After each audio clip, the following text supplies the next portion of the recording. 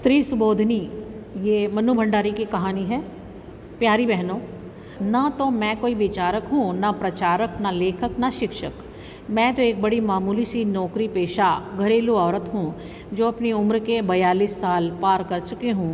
लेकिन उस उम्र तक आते आते जिन स्थितियों से मैं गुजरी हूँ, जैसा अहम अनुभव मैंने पाया, चाहती हूँ बिना किसी लाग लपेट के उसे आपके सामने रखूँ और आपको बहुत सारे खतरों से आगाह कर दूं, है ना। अब सीधी बात सुनिए, सीधी और सच्ची। मेरा अपने बॉस से प्रेम हो गया। वाह, आपके चेहरों पर तो चमक आ गई। आप भी क्या करें, प्रेम कमबख्त है ही ऐसी चीज़, चाहे कितनी ही पुरानी और घिसी पिटी क्यों ना हो जाए, एक बार तो दिल फड़क ही उठता है, चेहरे चमचमाने लगते हैं। खैर, यह तो कोई अनहोनी बात नहीं थी। डॉक्टरों और नर्सों से, प्रोफेसरों का अपनी छात्राओं से, अफसरों का अपनी स्टेनो या सेक्रेटरी से प्रेम हो जाने का हमारे यहाँ आम रिवाज है। ये बात बिल्कुल अलग है कि उनकी ओर से इसमें प्रेम कम और शगल ज़्यादा रहता है। शिंदे नए नए तबादला होकर हमारे विभाग में आए थे। बेहद खुश मिजाज और खूबसूरत, आंखों में ऐसी गहराई कि जिसे देख ले वो गोते ही लगाता रह जाए। बड़ा शायराना अंदाज था उनका और जल्दी ही मालूम पड़ गया कि वे कविताएं भी लिखते हैं। पत्र पत्रिकाओं में वे धड़ाधड़ छपती भी रहती हैं और इस क्षेत्र में उनका अच्छा खासा नाम है। आयकर विभाग की अफसरी और कविताएं है ना कुछ बेमेल सी बात, पर यह उनके जीवन की हकीकत थी। मैं स्थितियों और उम्र के उस दौर से गुजर रही थी जब लड़कियों में प्रेम के लिए एक विशेष प्रकार का लप भाव रहता है। बूढ़ी माँ तीनों छोटे भाई बहनों को लेकर गांव में रहती थी और मैं इस महानगरी में कामकाजी महिलाओं के एक हॉस्टल में। न घर का कोई अंकुश था, न इस बात की संभावना कि कहीं मेरा ठौर ठिकाना लगा देंगे। आखिर मैंने अपनी नाक और आँखों को कुछ और अधिक सजग और तेज़ कर लिया। बस ऐसा करते ही मुझे हर नौजवान की नज़रों में अपने लिए विशेष संकेत दिखने लगे और उनकी बातों में विशेष अर्थ और आमंत्रण की गंध आने लगी। तभी भिड़ गया शिंदे। उसके तो संकेत बहुत साफ थे, निमंत्रण भी बहुत खुला लगा। किस्मत ने 56 पकवानों से भरी थाली मुझ भुक्कड़ के आगे परोस कर रख दी है। सो न मैंने उसका आगा पीछा जानने की कोशिश की और न अपना आगा पीछा सोचने की। बस आंखें मूंदी और प्रेम की डगर पर चल पड़ी। हर प्रेम की शुरुआत करीब करीब एक सी होती है। प्रेमियों को वे सारी बातें चाहे जितनी रोमांचकारी और गुदगुदाने वाली लगे, देखने सुनने वालों को बड़ी उबाऊ और सपाट लगने लगती हैं। शामें हमारी किसी रेस्तरां के नीम अंधेरे कोने में बीतती तो कभी बाग के झुरमुट के बीच, कभी हम आपस में उंगलियां उलझाए रहते तो कभी वो मेरी लटों से खिलवाड़ करता। एक बार उसने कविता में मेरे बालों की उपमा बदली से दी। बस फिर क्या था, मैं जब तक गोदी में रखे उसके सिर पर झुककर बदली छितरा देती और वो उचक कर, ये क्या? आपकी आंखों में तो अविश्वास उभर आया। मैं समझ गई, एक सीनियर अधिकारी और ऐसी छिछोरी फिल्मी हरकतें। पर सच मानिए, अब भी मैं दावे के साथ कह सकती हूँ कि यहाँ के हर पुरुष के भीतर एक ऐसा ही फिल्मी हीरो आसन मारे बैठा रहता है और जब तक वह पूरी तरह तृप्त न हो जाए मरता नहीं। उम्र के किसी भी दौर में, चाहे वो 6 बच्चों का बाप ही क्यों ना हो, ज़रा सा मौका मिलते ही भड़बड़ा कर जाग उठता है और पूरी तरह अपनी गिरफ्त में जकड़ लेता है। फिर तो बड़ी बड़ी तोपें तक ऐसी बचकाना और बेवकाना हरकतें करती हैं कि बस तौबा, न कोई शर्म न उम्र का लिहाज। आजकल की लड़कियों ने उस राज को अच्छी तरह से समझ लिया है, पर मैं तो उन बहनों को सावधान करना चाहती हूँ जो शादी से पहले ही उस हीरो के चंगुल में आकर अपने को चौपट कर लेती हैं। हाँ, मैं तो पूरी तरह शिंदेमय हो गई, पर तभी एक भयंकर झटका लगा। बल्कि कहूँ कि जो लगा उसके लिए झटका शब्द हल्का ही है। मालूम पड़ा कि शिंदे की एक अदद बीवी है जो पहली बार पुत्रवती बनकर 5 महीने बाद अपने मायके से लौटी है, यानी एक अदद बीवी और एक अदद बच्चा। मुझे तो सारी दुनिया ही लड़खड़ाती नज़र आने लगा मैं बहुत बड़ा धोखा खा गई हूँ। मेरे भीतर गुस्सा बुरी तरह बलबलाने लगा। बीवी बच्चे के रहते मेरी ओर प्रेम का हाथ बढ़ाने का मतलब? मैंने जब भी उससे घर और घर वालों के बारे में पूछा तो वो 3-4 शेर दोहरा दिया करता था, जिनका शाब्दिक अर्थ होता था, मेरा ना कोई घर है, ना दर, ना कोई अपना, ना पराया। इस ज़मीन और आसमान के बीच मैं अकेला हूँ, बिल्कुल अकेला। पर मेरे लिए इन शेरों का सीधा साधा अर्थ था हरी झंडी, लाइन क्लियर। सो मैं सपाटे से चल पड़ी, लेकिन चलने में थोड़ा फुर्ती भी की। आप तो जानती ही होंगी कि इस उम्र तक शादी न होने पर लड़कियों में एक ख़ास तरह की हड़बड़ाहट आ जाती है।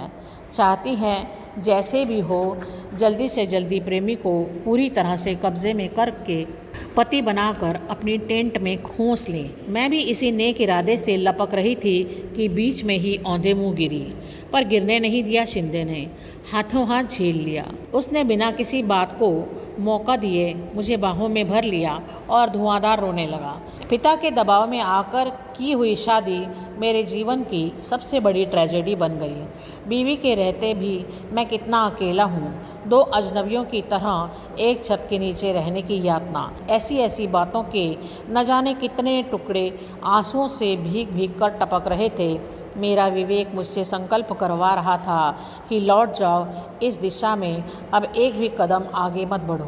पर मैं रो रो कर अपना संकल्प दोहरा रही थी, वो रो रो कर अपना दुख दोहरा रहा था। इसी तरह हम 2-3 बार और मिले, वही बातें, वही रोना। मैंने सोचा था कि आंसुओं के साथ मैं अपना सारा प्रेम और गम भी बहा दूंगी और हमेशा के लिए अलविदा कहकर लौट जाऊंगी, पर हुआ एकदम उल्टा। आंसुओं के जल से सींचकर प्रेम की बेल तो और ज़्यादा लहलहा उठी। अब देखिए ना, मीरा का पद, आंसुअन जल सींच सींच, बचपन से पढ़ा था। पर हम सब की ट्रेजेडी यही है कि स्कूली शिक्षा को जीवन में गुनते नहीं। शिक्षा एक तरफ, जीवन एक तरफ, और इसलिए ठोकर खाते हैं। यही हुआ। उसका दुखी और दयनीय चेहरा देखकर मेरे मन में प्रेम का ज्वार उमड़ने लगा। उसके आंसुओं ने प्रेम को इतना गीला और रपटीला बना दिया कि वापस मुड़ने को तैयार मेरा पैर अपने आप को स्वाहा करने के लिए आगे बढ़ गया। शिंदे इस मैदान का पक्का खिलाड़ी था। मेरे असमंजस और दुविधा को चट भांप गया। केवल भांप ही नहीं गया, वरना उसने यह भी महसूस कर लिया कि बीवी की उपस्थिति से हमारे प्रेम में आपातकालीन स्थिति पैदा हो गई है। अब यदि इसे बचा कर रखना है तो प्रेम करने के तरीके में क्रांतिकारी परिवर्तन लाना होगा। बिना उसके मामला चलने वाला नज़र नहीं आ रहा था। रेस्तरां और बाग बगीचों के बीच तो ये परिवर्तन आ ही नहीं सकता था। इसलिए बड़ी शिद्दत के साथ एक कमरे की तलब महसूस होने लगी। 3-4 कमरा मुलाकातों में ही मैंने समझ लिया कि इन मुलाकातों के कारण उसके भीतर किसी तरह का कोई अपराध बोध या कुछ गलत करने का भाव लेश मात्र भी नहीं है। वो काफ़ी तृप्त और छका हुआ लगता था। मुझे समझते देर नहीं लगी कि शरीर के स्तर पर भी मैंने अपने को उसके लिए अनिवार्य बना लिया है। मुझे पक्का विश्वास हो गया कि वो मेरा ये समर्पण तुरूप के इक्के की तरह कारगर सिद्ध होगा और बाजी मेरे हाथ। निश्चय ही इन मुलाकातों ने मेरे प्रेम को बड़ी मजबूत बैसाखियाँ थमा दी और मेरे लड़खड़ाते कदम फिर जम गए। वो मेरे साथ भविष्य की योजनाएं बनाता, पर उन्हें अमल में लाए तब तक के लिए एक मौन समझौता हम लोगों के बीच हो गया। अपना शरीर, अपनी भावनाएं उसने मेरे ज़िम्मे कर दी और घर, बच्चा, बूढ़ा बाप और सारी पारिवारिक खिचखिच बीवी के जिम्मे। इस विभाजन से मैं तो कुछ समय के लिए परम प्रसन्न। यूँ भी इस उम्र में आदमी को सबसे ज़्यादा भरोसा अपने शरीर पर ही होता है। शरीर पा लिया, समझो दुनिया जहान हथिया लिया। ऊपर से मुझे वह कभी बातों से तो कभी कविताओं से समझाता रहता कि मन और शरीर की पवित्र भूमि पर ही असली प्रेम पनपता है। घर की चारदीवारी के बीच निरंतर होने वाली खिंच में तो वो मरता ही है। मैं समझती रहती और अपने को बहुत पुख्ता ज़मीन पर महसूस करती। वो बातें ही ऐसी करता कि संदेह की कोई गुंजाइश नहीं छोड़ता। मुझे पूरा विश्वास था कि एक दिन वो खूंटे से उखड़कर मेरी गिरफ्त में आ जाएगा। बीवी की याद और बात से ही शिंदे अपना चेहरा एकदम मायूस बना लेता और बिना कहे ही मेरे दिमाग में ये बिठाने की कोशिश करता कि बीवी बनते ही औरत बहुत उबाऊ और त्रासदायक बन जाती है, कि रिश्तों में बनते ही प्रेम नीरस और बेजान हो जाता है, कि सच्चे प्रेमियों को तो हमेशा मुक्त ही रहना चाहिए। बीवी बनने की ललक जब तक मेरे भीतर जोर मारती थी। सच बात यह है कि मुझे तो घर भी चाहिए था, पति भी और बच्चे भी, पर उसे तो जैसे बीवी के नाम से ही चिढ़ हो गई थी। कभी कभी तो वो अपनी बीवी के कर्कश स्वभाव और तुनक मिजाजी की बात करते करते रो तक पड़ता। तब मैं लपक कर उसे बाहों में भरती, अपने होठों से उसके आंसू पोंछती और उसे हौसला बंधाती कि जल्दी ही हम कुछ ऐसा करेंगे कि वह इस दुख से मुक्त हो, कि मैं उसे एक सही सुखद ज़िंदगी दूंगी। यह आश्वासन उसके लिए कम, मेरे अपने लिए ज़्यादा होता था। दिन सरकते जा रहे थे और अपने प्रेम करने के तरीके में क्रांतिकारी परिवर्तन लाने के बावजूद स्थिति जहाँ की तहाँ थी। यानी मैं अपने हॉस्टल के कमरे में बंद, शिंदे अपनी बीवी की मुट्ठी में। आज सोचती हूँ तो अपने पर ही सौ धिक्कार के साथ आश्चर्य भी होता है कि कैसे मेरी बुद्धि पर ऐसा मोटा पर्दा पड़ गया था कि ये भी नहीं सोच सकी कि उसकी बीवी भी आखिर मेरी तरह ही एक स्त्री है, अपने पति के छलावे और मक्कारी के शिकार पर नहीं। यह तो तब समझ में आया जब उसकी मक्कारी ने मुझे भी तबाही के कगार पर ला पटका। तभी तो मैंने सोचा कि क्यों ना मैं जब तक वहाँ उपस्थित होकर उसके त्रास को इतना बढ़ा दूँ कि वो खुद ही इस अपमानजनक स्थिति को नकार कर अलग हो जाए। रकीब को सामने देखकर अच्छों के हौसले पस्त हो जाते हैं। फिर अपमान और उपेक्षा की आग में झुलसी इस औरत का हौसला ही क्या होगा। और यही सोचकर आखिर एक दिन मैं शिंदे के घर जा धमकी। एक सुहागिन औरत की सारी नियामतों यानी कि बूढ़े ससुर के वरदहस्त की छत्र छाया और बच्चे के पोतड़ों के वंदनवार के बीच दूधों नहाई पूतों फली भाव से वो कुर्सी पर विराजमान थी। मुझे देखकर उसके चेहरे पर किसी भी तरह का कोई विकार नहीं आया। विकार तो मुझे देखकर शिंदे के चेहरे पर आया, जिसे उसने थोड़ी सी कोशिश करके अफसरी नकाब के नीचे ढक लिया। दफ्तरी भाषा में दफ्तरी बातें करके उसने मुझे चलता किया, पर बाहर निकलते समय हाथ दबाकर लाड में लिपटी हल्की सी फटकार के साथ शाम को कमरे पर आने का निमंत्रण भी दे दिया। मैं उसकी बीवी को त्रस्त करने गई थी, पर खुद ही त्रस्त और पस्त होकर लौटी। मुझे आश्चर्य हो रहा था कि यह औरत है या मांस का लौंदा।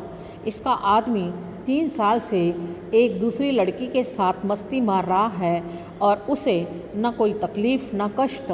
मैं उसकी जगह हूँ तो शायद एक दिन भी इस तरह की अपमानजनक स्थिति को बर्दाश्त न करूँ।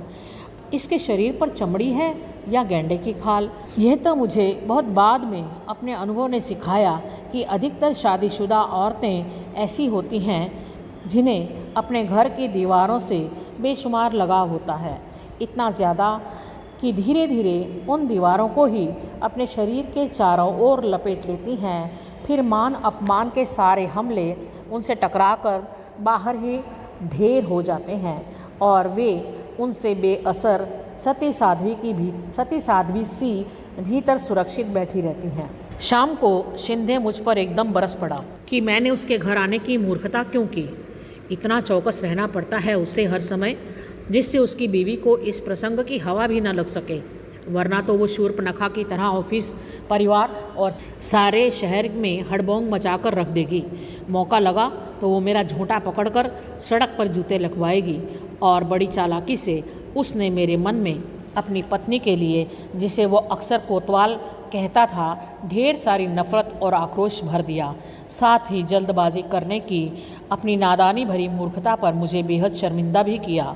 देखा आपने कि कैसे शातिराना अंदाज से पुरुष नफ़रत और गुस्से की सुई अपनी ओर से सरका कर दोनों औरतों की ओर घुमा देता है। वे ही आपस में लड़ें भिड़ें, कोसें गलियाएं, और वो जो असली गुनहगार है अपने पर आँच आए बिना आराम से दोनों का सुख भोगता रहे। वो समझाता कि सहज जीवन का मधुरतम पक्ष तो हम भोग ही रहे हैं, पर क्यों बेकार में और घर में जकड़कर इस मधुर संबंध का गला घोटना चाहती हूँ। और इसी चक्कर में वह मधु उंडेलती हुई 3-4 फड़कती कविताएं मेरे नाम पर ठोक देता। मेरे कंधों पर स्त्री पुरुष के संबंधों को एक नई दिशा देने का दायित्व है। अगली पीढ़ी अधिक स्वस्थ, अधिक मुक्त जिंदगी जी सके, उसके लिए हमें पहल करनी होगी, एक उदाहरण रखना होगा, चाहे उसके लिए हमें खाद ही क्यों ना बनना पड़े। शिंदे तो ये बातें झाड़ कर मज़े से अपनी बीवी का बगलगीर हो जाता और मैं असली अर्थों में खाद बनी अपने कमरे में सड़ती रहती। तभी शिंदे का तबादला हो गया। मैं एक बार फिर डगमगा गई। मुझे लगा कि बस अब यह मेरी ज़िंदगी से निकला, पर उस समय तो बस शिंदे में ही प्राण बसते थे। लगता था उसके बिना जी नहीं सकूंगी। गलत सही की समझ ही कहाँ रह गई थी। मैं उसे पाना चाहती थी और वो मुझे खोना नहीं चाहता था। उसके साथ होटल में गुजारे हुए दिन मैं तो भूल ही गई कि हम दोनों के बीच कोई तीसरा भी है। तबीयत एकदम लहलहा उठी। एक बार उसने बाकायदा योजना बनाई कि पत्नी को अब यहाँ ना बुलाकर उसके पिता के घर भेज देगा और धीरे धीरे उसे कानूनी कार्रवाई करने के लिए राज़ी कर लेगा। यदि नहीं हुई तो मजबूर करेगा। बातों का तो वो बादशाह था ही, पत्र लिखने में भी उसे कमाल हासिल था। शरीरों में जो दूरी आ गई थी उसे वह पत्रों की भाषा से पाटता रहता। पत्रों में मुझे वो दिव्य प्रेम के दर्शन समझाता। मेरे जन्मदिन पर अपने इसी दिव्य प्रेम में डुबोकर उसने एक खूबसूरत सा तोहफा मेरे लिए भेजा। कभी वो चांदनी रात के गीत लिखकर भेजता, तो कभी साथ बिताए मधुर क्षणों की याद को ताज़ा करने वाली कविताएं। उसने आंखों में सचमुच आंसू भर कर कहा कि मैं ही शिंदे का प्राण हूँ, शिंदे की प्रेरणा हूँ। घर परिवार के अतिरिक्त शिंदे का जो कुछ भी है, और वही तो असली शिंदे है, उसने मुझे पूरी तरह सौंप रखा है। और तुरंत उसने अपनी बात का प्रमाण पेश कर दिया। वो मुझे समर्पित किया अपना नया कविता संग्रह, हाथ से लिखा हुआ था, प्राण को। उसकी प्रेरणा और प्राण बनने का हश्र ये हुआ कि वह तो दिन दुना रात चौगुना फलता फूलता रहा। धन, यश, सफलता, मान सम्मान सभी का मालिक, और मैं भीतर ही भीतर झुलस कर काठ का कुंदा हो गई हूँ। सब ओर से मरी, मुरझाई, टूटी और पस्त मैं समझ गई मैं बुरी तरह से ठगी गई हूँ। धीरे धीरे उम्र की बढ़ोतरी और ऑफिस और दुनियादारी की निरंतर बढ़ती जिम्मेदारियों के बीच शिंदे का रोमानी ज़रूरत घटती चली गई। परिणाम ये हुआ कि हमारे बीच चलने वाले पत्रों की संख्या कम और मजमून मौसम के सर्द होने पर आकर टिक गया।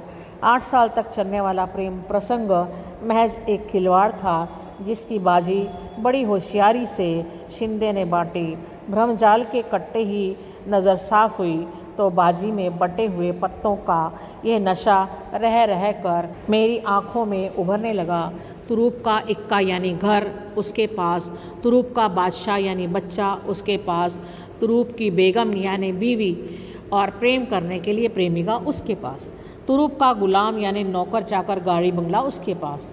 लब्बो लुआब ये कि तुरूप के सारे पत्ते उसके पास और मुझे मिले उसके दिए हुए छक्के पंजे यानी टोटके की तरह पुड़िया में बंधे दार्शनिक लफ्फाजी में लिपटे हवाई प्यार के चंद जुमले। इन टटपुंजिया पत्तों के सहारे मैं ज़्यादा से ज़्यादा इतना ही कर सकती थी कि ज़िंदगी भर उसकी पूँछ पकड़े रहती, उसे ही अपनी उपलब्धि समझकर संतोष करती। मन बहुत घबराता तो उसी पूँछ से हवा करके उसके साथ बिताए मधुर क्षणों पर जमी समय की धूल उड़ाकर कुछ समय के लिए अपना खालीपन भर लेती। निहायत हवाई बातें पल्ले से बांधे बांधे मैंने अपनी ज़िंदगी को बर्बादी के कगार पर लापटका था। आज चाहती हूँ ठेठ दुनियादारी की बातें अपनी हज़ार हज़ार मासूम किशोरी बहनों के पल्ले से बांध दूँ, जिससे वो मेरी तरह भटकने से बच जाएं। इस देश में प्रेम के बीज मन और शरीर की पवित्र भूमि में नहीं, ठेठ घर परिवार की उपजाऊ भूमि से ही फलते फूलते हैं। भूल कर भी शादीशुदा आदमी के प्रेम में मत पड़िए। दिव्य और महान प्रेम की खातिर बीवी बच्चों को दांव पर लगाने वाले प्रेम वीरों की यहाँ पैदावार नहीं होती। दो नावों पर पैर रखकर चलने वाले शूरवीर ज़रूर सरेआम मिल जाएंगे। हाँ, शादीशुदा औरतें चाहे तो भले ही शादीशुदा आदमी से प्रेम कर लें। जब तक चाहा प्रेम किया, मन भर गया तो लौटकर अपने खूंटे पर। ना कोई डर ना घोटाला, जब प्रेम में लगा हो शादी का ताला।